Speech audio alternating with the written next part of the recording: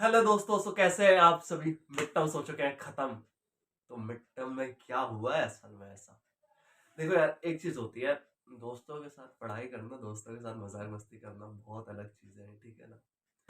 तो mid term तो भाई शुरू हो रहे थे कॉन्ट्रैक्ट के पेपर के साथ। कितनी तारीख को? 27। ठीक है, 27 के पहले एक मंडे, उसके पहले 2 छुट्टियां, लेकिन काम में लगे रहे किसी ना किसी काम में, ठीक है। तो उसके बाद क्या होता है भाई, कॉन्ट्रैक्ट्स का पेपर था, ऐसी तैसी मची रखी थी, केसेस पढ़ने एक दिमाग में रहेंगे नहीं, नाम पता है नहीं कुछ, क्या सर फेंक देंगे, हम क्या पकड़ लेंगे, हमको कुछ भी नहीं पता है। जो भी था, कॉन्ट्रैक्ट का पेपर आया। वी वर लाइक क्या करें भाई। 3-4 बार पढ़ने के बाद सुबह ना कॉन्ट्रैक्ट के पेपर के 5 मिनट पहले जब सारे केस भूल जाओ तो बहुत बेकार लगता है। उस समय पता चलता है कि पढ़ाई कितनी हुई है। मतलब पढ़ाई तो होती है, दिमाग में नहीं रहता केस, कोई बात नहीं इस बार, लेकिन एटलीस्ट दिमाग में केसेस थे तो लिख सके। मिड टर्म लगातार थे 4 और सिलेबस अपार। पता नहीं क्या होता, जो भी होना है वो तो आगे होगा। मिड टर्म तो हो गए। इंग्लिश का पेपर था दूसरा। दूसरे में क्या हुआ भाई, adoption deed, partnership deed, plaint, written statement. एक पॉइंट पे लगता है क्यों पढ़ रहे हो, क्यों करना है, but it has its own importance. मैं कुछ नहीं बोलूंगा उस चीज को कि क्यों ही पढ़ रहे हैं, ठीक है ना। तो इंग्लिश के लिए भाई पहले लीगल लैंग्वेज की शीट पढ़ो, उसके बाद जस्टिस पढ़ो, उसके बाद ये 3-4 चीजें पढ़ो, लिखो कि एक्चुअली है क्या। तो खैर जो भी था वो भी हो गया दोस्तों के साथ, हो तो गया। तीसरा इकोनॉमिक्स। अब इकोनॉमिक्स मिड टर्म की आपने अगर वीडियो नहीं देखी है तो जाके जरूर देखिएगा, वो तो आप समझ जाओगे मेरी क्या कंडीशन थी। I hate mathematics, I hate mathematics completely, ठीक है। हाँ, प्लस माइनस, उससे ज्यादा कुछ नहीं। वाई क्लैट मेरा रीजन था, मैथ्स नहीं देना था और बस लॉ में थोड़ा इंटरेस्ट था तो दे दिए, ठीक है ना। ये रीजन था, ठीक है। तो इकोनॉमिक्स में क्या हुआ भाई कि बेसिक जो चीजें थी वो तो मैंने पढ़ ली थी, मेरे को समझ आती है क्योंकि वो जनरल चीजें हैं भाई। क्या ही है, डिमांड सप्लाई हो जाता है, ठीक है। लेकिन जो डेरिवेशन था उसने मेरे को काट दिया था। मेरे को रात भर समझ नहीं आया, मेरे को सुबह तक समझ नहीं आया। और सुबह 3 बजे उठने के बाद जब कुछ होता है ना, कुछ नहीं रहता दिमाग में, तो पढ़ने लगते तो कोशिश करी समझने की, तब भी समझ नहीं आया। बाद में क्या हुआ, एक दोस्त के कमरे गया, तो समझाने की बहुत कोशिश करी उसने, मैंने भी समझने की बहुत कोशिश करी पर नहीं हुआ। फिर एक दूसरे कमरे में गया, ऊपर वाले, वहां वो दोस्त ने समझाया एक, तो मेरे को सब समझ आ गया।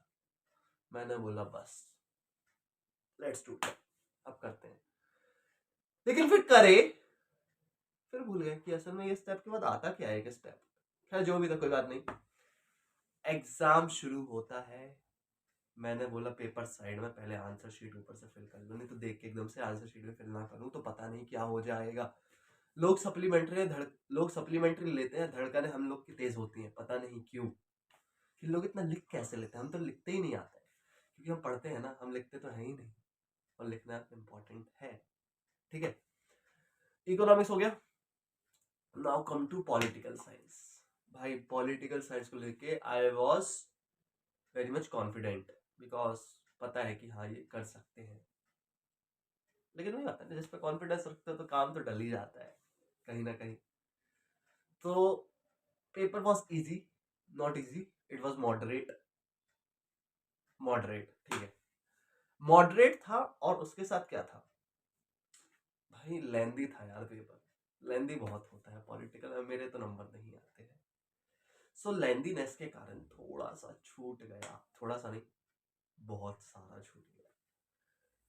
लेकिन एक चीज है, मिड टर्म के बाद पेपर हो गए, पेपर को साइड में रखते हैं, हुआ क्या है मिड टर्म के बीच में भाई। मतलब जब आपको सोने के लिए आपके पास समय नहीं है, आपको आपकी स्लीप कम करनी है, ठीक है ना। आप मतलब मैं तो अच्छे से सोता हूँ 8-9 घंटे, तो मैंने कम करी उसको 4-5 घंटे।